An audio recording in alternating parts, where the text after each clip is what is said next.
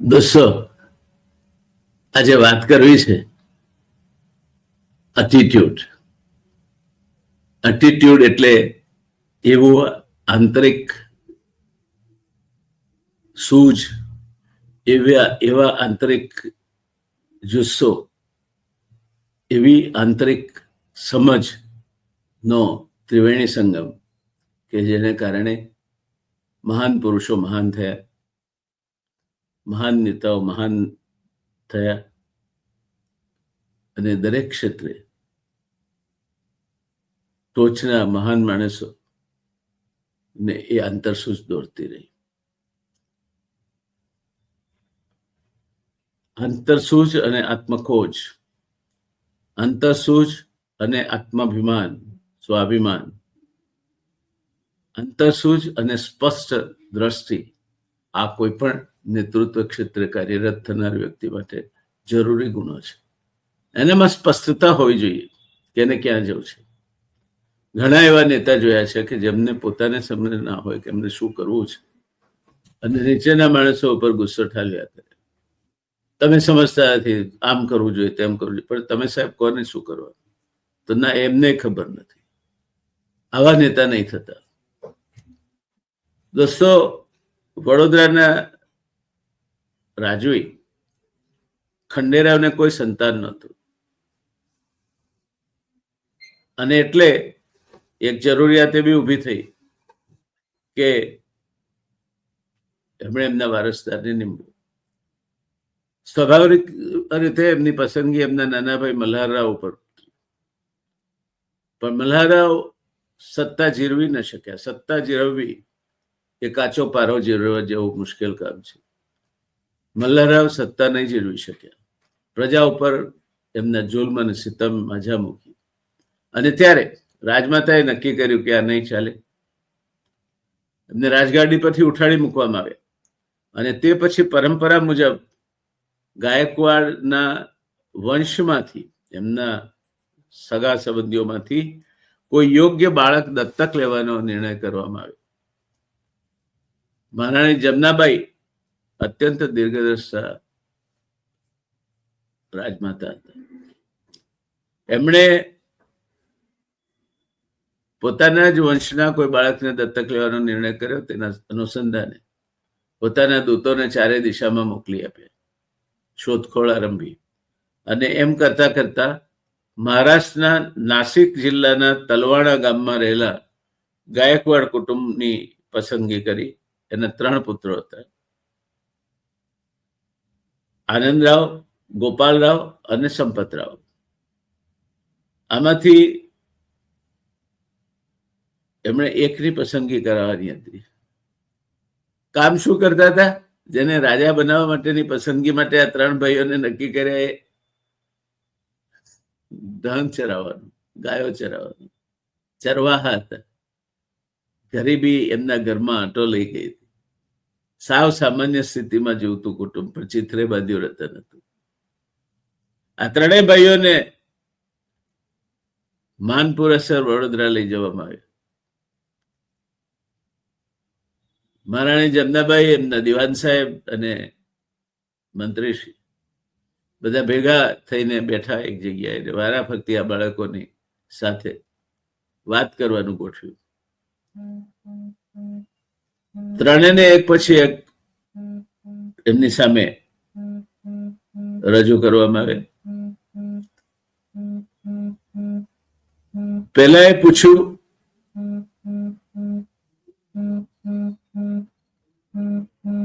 કેમ આવ્યા છો વડોદરા તમે? પહેલા શરૂઆતમાં થોડી આમ તેમ વાતો કરે એટલે બાળક સાહજિક બને, એને ગભરાટ ન થાય. પૂછ્યું કે કેમ દીકરા તમે વડોદરા કેમ આવ્યા છો? ત્યારે એનો બહુ સ્પષ્ટ જવાબ હતો કે રાજનું તેડું આવ્યું એટલે અમે વડોદરા આવ્યા છીએ અને આજે તમારી સામે અમને હાજર કરવાનું કહેવામાં આવ્યું એટલે હાજર થયા છીએ. આથી વિશેષ અમે વડોદરા કેમ આવ્યા છીએ એ બાબતમાં મને કંઈ સૂઝ પડતી નથી. અમને વડોદરા લાવવામાં આવ્યા છે, એ હકીકત છે. ભલે જાઓ, જઈ શકો છો. પછી સૌથી નાના સંપતરાવનો વારો આવ્યો. સંપતરાવને કહ્યું કે કેમ આવ્યા છો વડોદરા?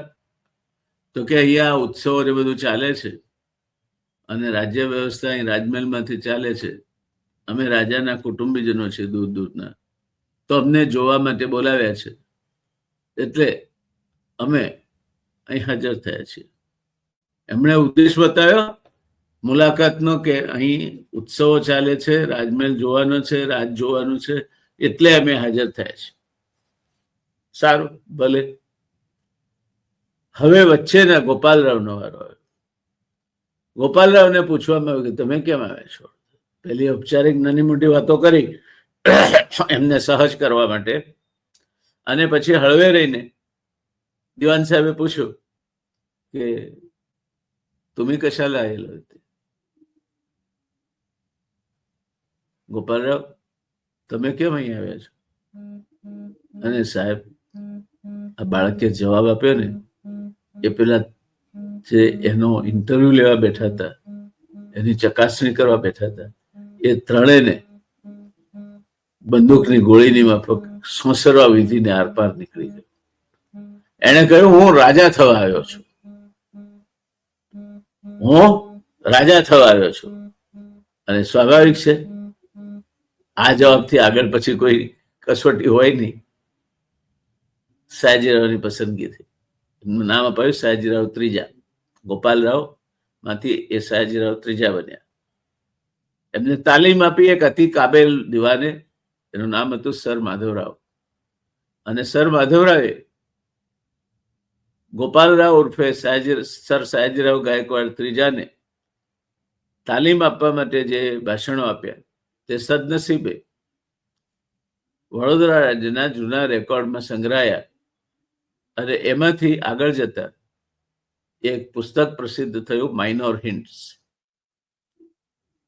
હું જ્યારે મંત્રી હતો અને મહેન્દ્રભાઈ ત્રિવેદી સાંસ્કૃતિક અને યુવા વિભાગના મંત્રી હતા, ત્યારે મેં એમને વિનંતી કરી કે મહેન્દ્રભાઈ, આ પુસ્તક મેં વાંચ્યું છે, કોઈ પણ ધારાસભ્ય અથવા તો વહીવટ કરતા વ્યક્તિએ આ પુસ્તક વાંચવા જેવું છે. ખૂબ સુંદર પુસ્તક છે.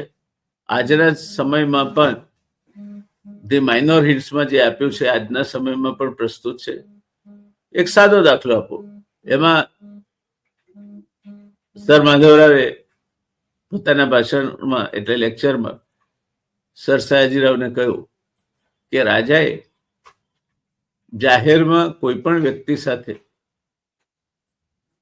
હસ્તધૂનન ન કરવું જોઈએ. પોતાની ઓળખવાળો અથવા ક્લાસમેટ મળી જાય, જાણ પહચાન વાળો મળી જાય, મિત્ર મળી જાય, તો એને નામથી બોલાવવો નહીં જોઈએ, ભેટી પડવું નહીં જોઈએ. કેમ નહીં કરવું જોઈએ? આ બધું એનું કારણ આપે છે કે આમ કરવાથી ત્યાં ઉપસ્થિત પ્રજામાં આ વ્યક્તિ શ્રીમંત મહારાજાની નજદીક છે એવો એક સંદેશ જશે, અને જાણે અજાણે આ વ્યક્તિ મહારાજા સુધી પહોંચવા માટેની ચેનલ તરીકે કામ કરશે. આજના જમાનાના વચેટિયાઓને આ સંપૂર્ણપણે લાગુ પડે છે. તમે મંત્રી બનો, પ્રધાનમંત્રી બનો કે મુખ્યમંત્રી બનો, જ્ઞાતિના પ્રમુખ બનો કે ચેમ્બર ઓફ કોમર્સના પ્રમુખ બનો, ખાસ ખ્યાલ રાખજો. હું ઘણીવાર કહું છું કે ઇન્દ્ર બદલાતા રહે છે, પણ ઇન્દ્રાણીઓ નથી બદલાતી, કારણ કે ઇન્દ્રાણીઓ ઇન્દ્રને નહીં, ઇન્દ્રાસનને વફાદાર છે. એમાં વચેટિયાઓ તમને વફાદાર નથી, એ તમારી ગાદીને વફાદાર છે. એટલે તમે જે દિવસે ગાદી પર નહીં હો અને બીજા ઇન્દ્ર પ્રસ્થાપિત થશે, ત્યારે તમને છોડીને એ ગાદીની વફાદારી નિભાવવા ત્યાં ચાલ્યા જશે. તે વખતે દુઃખી નહીં થતા. અને બીજું, વચેટિયાઓની ચેનલ ઊભી કરવાને કારણે, એમની સાથે જાહેરમાં દેખાવાને કારણે, એમના સાથે જાહેર નજદીકી ઊભી કરવાના કારણે તમારા વતી એ કરપ્શન એટલે કે લાંચ રૂશ્વત કરવાનું માધ્યમ બનશે. માટે માધવરાવ આગળ કહે છે કે હજૂરને એવું લાગે કે આને મારે અંગત મળવું છે, તો હજૂર ના નિવાસસ્થાને કે હજૂર દરબારમાં બોલાવી એકાંતમાં તેની સાથે મુલાકાત કરવી, જાહેરમાં નહીં. આજના આપણા મંત્રીઓના વર્તનો જુઓ. સીધા નીચે ઉતર્યા ગાડીમાંથી કે 2-4 જણા દોડતા ને કોકને ભેટી પડશે, કોકને એકદમ હાથ પકડીને ખભા ઉપર હાથ મૂકીને ચાલવા મળશે. તમે શું કરી રહ્યા છો તમને કઈ ખ્યાલ છે? તમે જાણે અજાણે પ્રજામાં એવો સંદેશો આપી રહ્યા છો કે આ માણસો તમારા નજદીક છે અને તમારું કામ પડશે ત્યારે એ માણસો પાસે લોકો જશે અને જશે ત્યારે આમાંના ઘણા બધા લાંચ રૂશ્વત માટેનું માધ્યમ બનશે. તમે કદાચ લાંચ નહીં લો, પણ પેલા લોકો લેશે, એના માટેની બદનામી તમને ચોક્કસ લાગશે. અને એટલે સર માધવરાવની આ શિખામણ, તમે કોઈ પણ ક્ષેત્રનું નેતૃત્વ કરતા હો તો યાદ રાખો કે ઇન્દ્રાણીઓ ઇન્દ્રને વફાદાર નથી, ઇન્દ્રાસનને વફાદાર છે. એમાં વચેટિયાઓ તમને વફાદાર નથી, સત્તાને વફાદાર છે. જેવી સત્તા બદલાશે કે એ તમારી આજુબાજુ ફરતા બંધ થઈ જશે, નવા સત્તાના માલિકોને શોધી કાઢશે. ખૂબ નાની વયે સરકારમાં હું અધિકારી તરીકે દાખલ થયો. 30 વર્ષની ઉંમરે તો હું સચિવના ગ્રેડમાં હતો અને જ્યારે મેં રાજીનામું આપ્યું ત્યારે મુખ્ય સચિવના ગ્રેડમાં હતો. મેં 4 મુખ્યમંત્રીઓ સાથે સીધું કામ કર્યું અને એ દરમિયાન એક વસ્તુ મેં નોંધી કે મુખ્યમંત્રી જુદા જુદા પક્ષના આવે. બાબુભાઈ જશભાઈ પટેલ જનતા પાર્ટીના હોય, ચિમનભાઈ પટેલ કોંગ્રેસમાંથી બળવો કરીને આવ્યા હોય, કે માધવસિંહભાઈ સોલંકી કોંગ્રેસના હોય, અમરસિંહભાઈ ચૌધરી કોંગ્રેસના હોય, પણ એમની આજુબાજુ ગોઠવાઈ જનારા લગભગ એના એ હોય છે. એમને મંદી આવતી નથી. એટલે તમે કોઈ સત્તા સ્થાને બેઠા છો ત્યારે તમને પોતાની ચાપલુસી થકી વશમાં કરીને લોકો તમારી સાથે જાહેરમાં દેખાવાનો પ્રયત્ન કરશે અને જો તમે એ પ્રયત્નમાં ક્યાંક ઉણા ઉતર્યા અને એમના ખભે હાથ મૂક્યો, એમને નામ દઈને બોલ્યા, શું જયંતિભાઈ શું ચાલે છે આજકાલ, પછી તમે તો દેખાડા જ નહીં, ઘણું થઈ ગયું. લોકો સમજી જશે કે આ જયંતિભાઈ નજદીક છે અને દેખાય છે વારે ઘડીએ. ત્યારે આ પ્રકારના પ્રલોભનોથી દૂર રહેજો. અને નેતા બનવું હોય, રાજા બનવું હોય તો ગોપાલરાવ જેવી સૂઝ અને આત્મવિશ્વાસ રાખજો. કેમ આવ્યા છો? હું રાજા બનવા આવ્યો છું. સ્પષ્ટ વાત. રાજા બનવાની મનોવૃત્તિ નહીં રાખનાર માણસને કદાચ તકદીર રાજગાદી પર બેસાડે તો પણ એ રાજા તરીકે સફળ થઈ શકતો નથી. રાજા બનવાની મનોવૃત્તિ કેળવો, રાજા બનવાનો આત્મવિશ્વાસ કેળવો, રાજા બનવાનું ગરુર કેળવો, રાજા બનવાનું અભિમાન કેળવો. હું રાજા બનવા આવ્યો છું, હું નેતા છું, હું નેતૃત્વ કરવા માટે આવ્યો છું. અને મારા જે અનુયાયીઓ છે એ મને દોરશે એવું નહીં બને. એમની સલાહ આંખ માથા પર, પણ અંતિમ નિર્ણય મારો રહેશે. અને એ નિર્ણયને અનુસરવું ન હોય એ લોકો મારા અનુયાયીઓ નથી. કારણ કે બધાને રાજી રાખી શકાતા નથી અને બધાના દોરાશો તમે તો ખાડામાં પડશો. માટે નેતૃત્વ કરવું હોય તો આ બાબત સ્પષ્ટ રહો. મનમાં એક ચોક્કસ ખ્યાલ હોવો જોઈએ, હું રાજા બનવા આવ્યો છું. અને બીજું, આટલું અંતર રાખો દરેકથી. કોઈ તમારા નજદીક નહીં, કોઈ તમારા નહીં, કોઈ પારકા નહીં. એક હાથનું અંતર રાખો. કોઈ તમારું અભિવાદન કરે, નમસ્કાર કરો.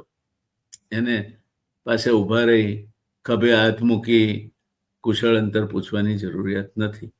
દોસ્તો, એ વાત સમજી લો કે તમે રાજકારણમાં હો તો પણ તમે કોઈની મહેરબાનીથી આગળ વધી શકતા નથી. રાજકારણમાં જે લોકો આગળ વધ્યા છે તે એક ને એક તબક્કે કાં તો તકદીરે એમને ઉચક્યા છે, કાં તો તકદીરે એમને પછાડ્યા છે. તકદીરે એમને ઉચક્યા હોત તો સરદાર વલ્લભભાઈ પટેલ આપણા પહેલા પ્રધાનમંત્રી હોત. તકદીરે એમને ઉચક્યા હોત તો જીવરાજભાઈ મહેતા જેવો દક્ષ અને સ્વચ્છ મુખ્યમંત્રી લાંબુ ચાલ્યો હોત. તકદીરે એમને ઉચક્યા હોત તો લાલ બહાદુર શાસ્ત્રી લાંબુ જીવ્યા હોત. નહીં થયું. There is a hidden hand of destiny in everything that happens. હંમેશા યાદ રાખો. તમે એક હદ સુધી તમારો પ્રયત્ન કરી શકો છો, પછી કૃષ્ણાર્પણ કરીને દૂર હટી જાઓ. પ્રયત્ન કરવો તમારી ફરજ છે. નિષ્ઠાપૂર્વકનો પ્રયત્ન કરવો એ તમારી ફરજ છે. પણ સસ્તી લોકપ્રિયતા લઈને નેતા બનવું એના કરતા નેતા નહીં બનવું વધારે સારું છે. કારણ કે એમાં તમે બદનામ થઈને બહાર નીકળશો. પેલામાં કમસે કમ બદનામી નહીં નડે. તો દોસ્તો, ગોપાલ રાવ ઉર્ફે સર સયાજીરાવ ત્રીજા કેમ પસંદ થયા વડોદરાની ગાદીના વારસદાર તરીકે, અને કેમ એ પસંદગી સાચી હતી કે 60 વર્ષ કરતા વધારે સમય એમણે વડોદરા રાજ્યને એક એવું સુરાજ્ય આપ્યું કે અમેરિકા અને ઇંગ્લેન્ડના લોકો પણ એમ કહેતા હતા કે ભારતમાં વડોદરાનું રાજ્ય એક એવું રાજ્ય છે કે જે રોલ મોડેલ તરીકે લઈ શકાય અને એને અનુસરવાનું મન થાય.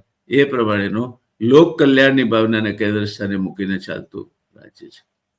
અમારા જ્યાં સયાજીરાવમાં એ પણ હતું કે જ્યારે કડક થવાનો વારો આવે કડક થઈ શકતા હતા. મારા એક પહેલા સાહેબ જેમણે મને સરકારમાં ખેંચ્યો, અને નહીં તો હું ક્યારેય સરકારમાં નહીં આવ્યો હતો, કારણ કે મારે તો એકેડેમિક્સમાં જ ભણાવવામાં જ મારી કારકિર્દી કરવી હતી. એમનું નામ છે શ્રીમાન લલિતચંદ્ર દલાલ, LR દલાલ, ICS. બ્રિટિશ રાજ્યમાં ઇન્ડિયન સિવિલ સર્વિસીસમાં એ પસંદ થયેલા. ગુજરાત રાજ્યના મુખ્ય સચિવ. એમણે મને 2-3 વાતો કહેલી. એમાંની એક વાત કહીને મારી આજની વાત પૂરી કરીશ. એમણે કહેલું કે Jaynarayan, you are an administrator and to be a gentleman is a disqualification for an administrator. કોઈ પણ વહીવટ કરનાર વ્યક્તિ માટે હદ બારથી વધારે સજ્જન બનવું તે પણ ડિસ્ક્વોલિફિકેશન એટલે ગેરલાયકાત છે.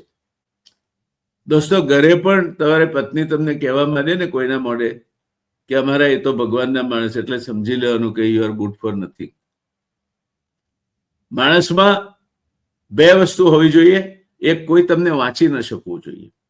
તમે એ રીતની તમારું સમયપત્રક, એ રીતની વિચારસરણી ન ઘડો કે તમને કોઈ વાંચી શકે. ક્રિકેટમાં પણ બેટ્સમેનને વાંચી શકનાર બોલરો એને હંમેશા આઉટ કરી નાખતા હોય છે. તમને કોઈ વાંચી શકવું નહીં જોઈએ. અને બીજું, તમે સરળ 99%, પણ એ પણ યાદ રાખો કે ધનુષ વાંકું છે, તીર સીધું છે, અને વક્રતા છે એ હંમેશા સીધા અથવા સજ્જનતાને ફેંકી દે છે. માટે એટલા બધા સજ્જન ન બનો કે તમને કોઈ ઉચકીને ફેંકી દે. બસ આજે આટલું જ દોસ્તો. સર સયાજીરાવના દાખલા પરથી 2 વસ્તુ આજે આપણે આ ચર્ચા પૂરી કરતા મનમાં ગાંઠ વાળીએ. એક, હું રાજા થવા આવ્યો છું ની મનોવૃત્તિ. તમારી જાતને પૂછી જો, નેતા બનવું છે કોઈ પણ ક્ષેત્રના, એના ભયસ્થાનો કયા છે, એના માટે તમે તૈયાર છો? તમારી નિષ્ફળ જાઓ ત્યાર પછીની હતાશામાં ન સરી જવા માટેની તૈયારીઓ શું છે? અને છેલ્લે જરૂર પડે ત્યાં કઠોર થવાની તમારામાં તૈયારી છે, તાકાત છે? પછી ભલે સામે કેમ તમારો સગો ભાઈ ના હોય, જો આ તૈયારી હોય તો તમારામાંથી જ કોઈક સરદાર પટેલ બની શકશે, તમારામાંથી જ કોઈ સુભાષબાબુ બની શકશે, તમારામાંથી જ કોઈ ભગતસિંહ બની શકશે. બલિદાન આપવાની વાત હું નથી કરતો દોસ્તો. બલિદાન આપ્યું એ લોકોને નમન છે.